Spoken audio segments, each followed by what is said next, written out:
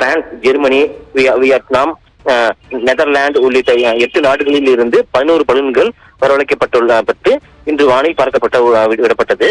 இதன் சோதனை ஓட்டமானது நேற்று மாலை பொள்ளாச்சி கோவை சாலையில் உள்ள அச்சிம்பட்டி மைதானத்தில் தமிழ்நாடு பலூன் உள்ளிட்ட 4 பலூன்கள் 100 அடி உயரம் வரை பறக்க விடப்பட்டது.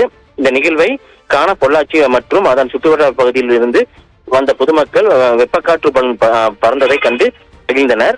இந்த ராட்சச பலூனில் வெப்பக்காற்றை நிறுத்தி அதற்கென பிரித்தியமாக பைலட்களை கொண்டு வானில் பொள்ளாச்சியை சுற்றி வட்டமடித்து பறந்தது.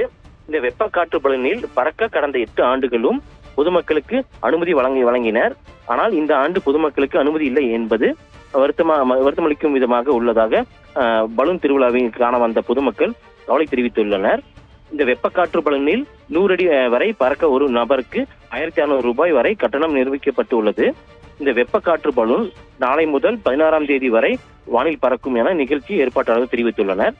மேலும் இந்த பலூன் நாளை அதிகாலை பொள்ளாச்சி அச்சிம்பட்டி மைதானத்தில் இருந்து துவங்கி பொள்ளாச்சி சுற்றி பறக்கும் எனவும், காலை வேளையில் வானில் பறக்கும் பலூனில் பறக்க பொதுமக்களுக்கு அனுமதி இல்லை எனவும் தெரிவித்துள்ளனர்.